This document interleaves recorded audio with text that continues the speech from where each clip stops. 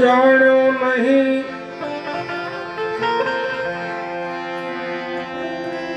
આયો ખરો જાણ્યો નહીં, આ મનુષ્ય દેહનો મરમ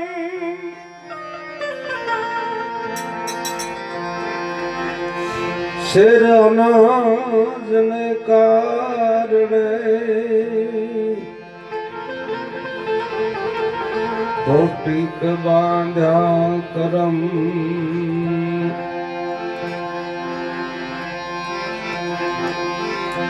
જાના હે રહેના નહીં, ऐजी मरमारी सौदी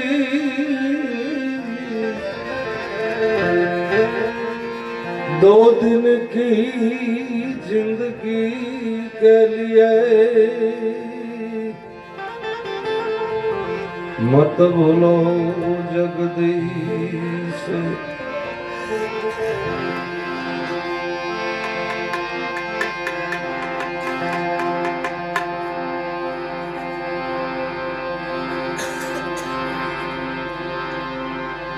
આપણા સંતો અને મહાપુરુષો જેમ બહેનો પાથીએ પાથીએ તેલ નાખી અને શિખામણ આપે ને એમ આપણા સંતોએ શિખામણ આપી છે કે એક ઘડી આધી में पुनियाद तुलसी संगत संत की कटे कोटि अपराध।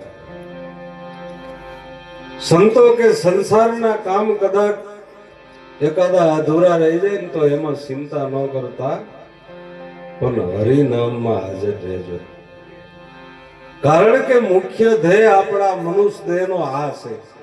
એટલે સંતો ભલામણ કરે છે ને સંતોને એટલી મહેનત કરવાની જરૂર શું હતી? પોતાનું કામ થઈ ગયું છતાં એટલી મહેનત કરી અને આપણને જગાડવા માટે કેટલો પ્રયત્ન કરે સંતો।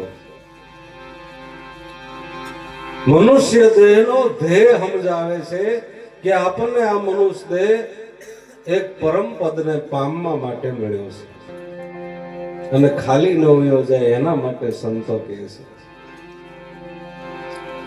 જૂના જમાનામાં કોહનો જમાનો જોવા જીવની કેવી વાસના હોય ને,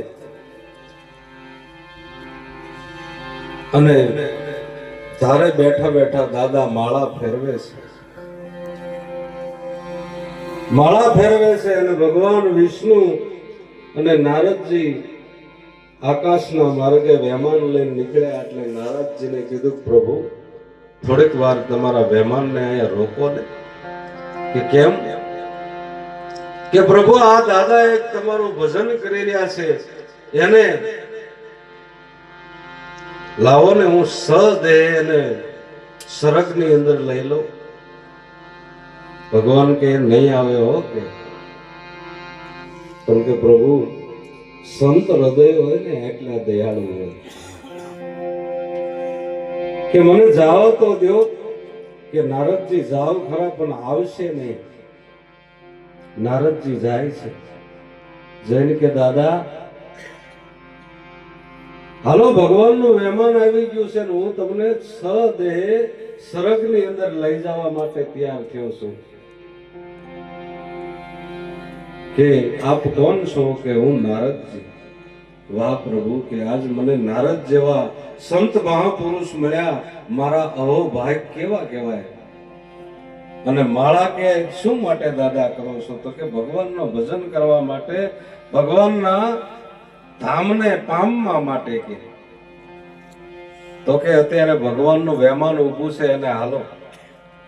કે નારદજી મારી એક વિનંતી સાંભળો। કે શું? કે મારે 4 દીકરા છે અને 4 દીકરામાં 3 દીકરાનું લગ્ન લીધું છે, 3 દીકરાના લગ્ન થઈ ગયા છે અને 4થા દીકરાનું લગ્ન લીધું છે। તો અત્યારે હું આવું તો એ લગ્ન કરશે કે આ મારી પાછળ આ ક્રિયા કરશે? તો મને એક વચન આપો કે 4-6 મહિને પાછા આવો ને ત્યારે પાછા મને આના ઠેકાણે લેવા માટે આવજો. નારદજી કે ભલે આવી તકલીફ હોય તો વાંધો નહીં. ભગવાનને જઈને કીધું કેમ? કે પ્રભુ એને તો આવી તકલીફ દર્શાવી છે કે નારદજી ખોટી મહેનત કરવામાં નહીં આવે. કે પ્રભુ મેં તો એને વચન આપ્યું છે અને 4-6 મહિને પાછો આવી અને મારે એને લેવા આવવાનું છે. 4-6 મહિના થયા અને ભગવાન અને નારદજી પાછા નીકળ્યા. જોયું તો દાદા એના ઠેકાણે ભજન કરે છે, માળા કરે છે. જઈને કે દાદા હાલો હવે. કે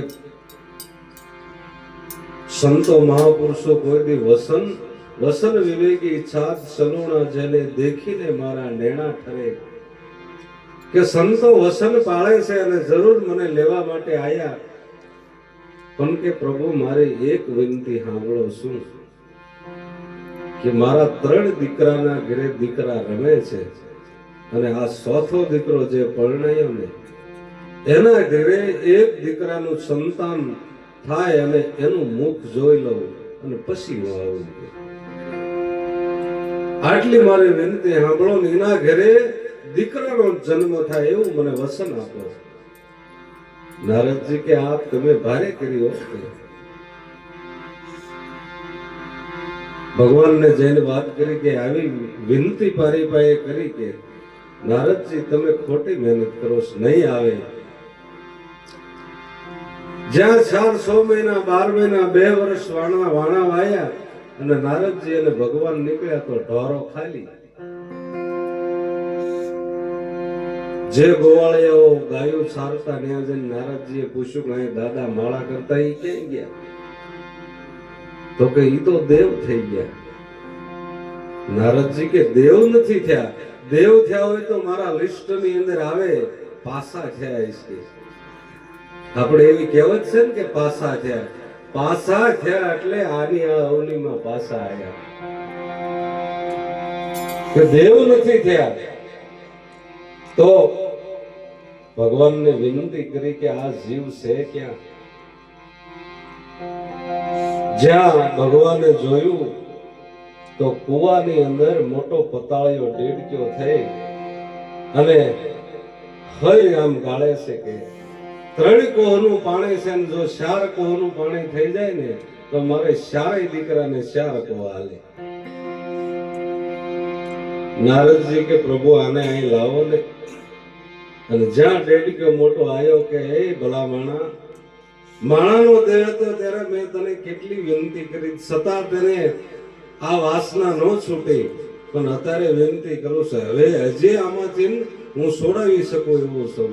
કે પ્રભુ હજી મારી એક વિનંતી સાંભળો. કે શું? કે 3 કોહનું પાણી છે ને 4 કોહનું થઈ જાય ને એટલે પછી આવું છે. આ જેવની વાસના આવી છે. છૂટે એવું જ નથી પણ સંત સમાગમથી વાસના છૂટે છે. સંત સમાગમ નિસ્દિન કરીએ સાંભળીએ એની શુદ્ધ બોલી સજન કેરા સંગમાં રહેવી તો આપણા હૃદયમાં પ્રગટે પ્રેમની વાણી. તો સંત સમાગમ કોઈ સુકવી નહીં. અને એવા પ્રખર મહાપુરુષ જેના ઘટમાંથી જ્ઞાન ધારાનું પ્રાગટ્ય થયું છે. કદાચ ભગીરથે ગંગાજીને ઉતારી એટલું તપસ્યા કરી અને ભગીરથે ગંગાજીને વિનંતી કરી કે માતાજી મારા પિતૃના ઉદ્ધાર માટે તમે આ પૃથ્વી ઉપર પધારો. તો કે છે ગંગાજીને ભગીરથે ઉતારીને એમાં આ મનુષ્યનો એક કટકો હાડક્યાનો જો જાય તો કોઈ દી એના કુળની અંદર ભૂત ન કરજે એવું કહેવામાં આવ્યું છે.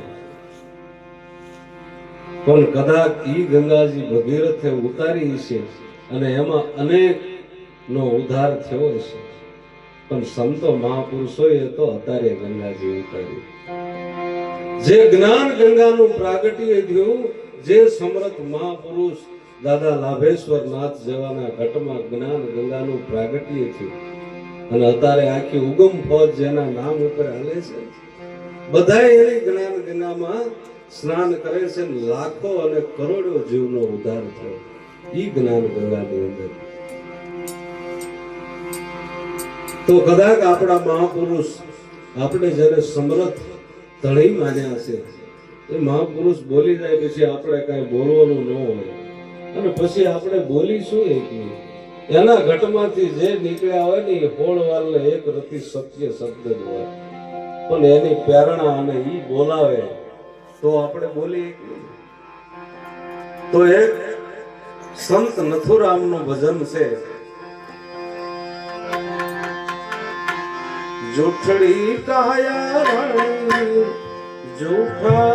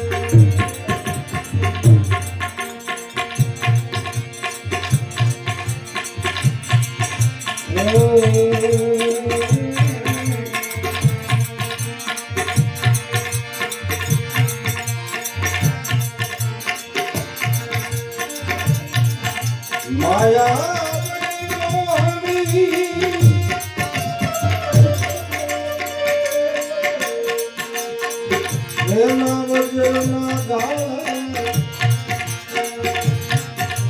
આંગો કે હલવાના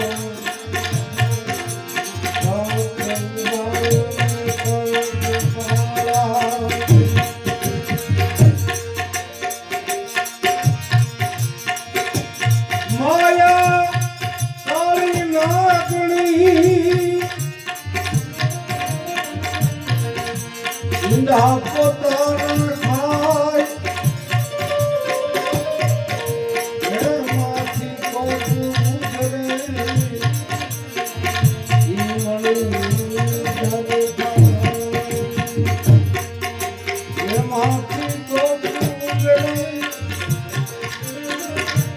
ઈ લોકો